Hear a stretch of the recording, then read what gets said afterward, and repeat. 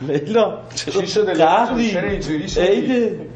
برنامه شروع شد. من خب با شما قهرم، با بیننده‌های عزیز که قهر میشم. چرا قهری؟ چی شده؟ حالا میگم تعریف میکنم بعدا. سلامی عرض کنم خدمت بینندگان عزیز تلویزیون جام شبانه ایران. امیدوارم که حال همگی خوب باشه، در هر کجای دنیا که هستید سلامت، خوش و خرم باشید و سال جدید سال بسیار خوبی برای یکایک شما هموطنای عزیز. حالا چی شده قهر کردی؟ والا این رسانه‌های گروهی هر سال که با من مصاحبه میکنم من یه سال بعد جواب پس بدم به مردم. همه شایعه سازی میکنم، مخصوصا این آقای سپهر سو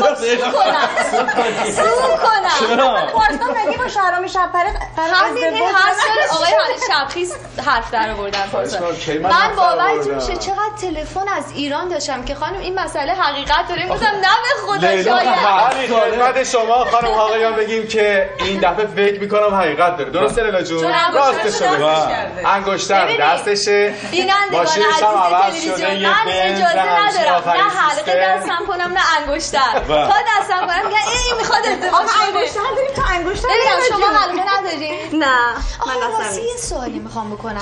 این همه خواننده تو لس آنجلس هست، اکثرشون هم مجردن، چرا از اونها هیچ وقت همشون زن بچه دارن؟ همشون زن بچه. زن نداره، چرا نمیگی؟ اشکال کجا؟ نه همینجا یه چیزی من میخوام بگم. نه همشون فکر میکنین ندارن، بعضیشون دو سه تا دارن. آخه ببین اندی 13 به در اندی نمیره سبزی گره بزنه، اما شما هر 13 به دری میری یه سبزی گره. بله من دیدم به همین دلیل. چرا؟ حالا لیلا جون رسیده یا نرسیده؟ راستشو بگو دیگه. کارت دعوتشون فرستادم. هر موقع موقعش بشه مطمئنا همه ملت ایران قضیه رو میفهمن.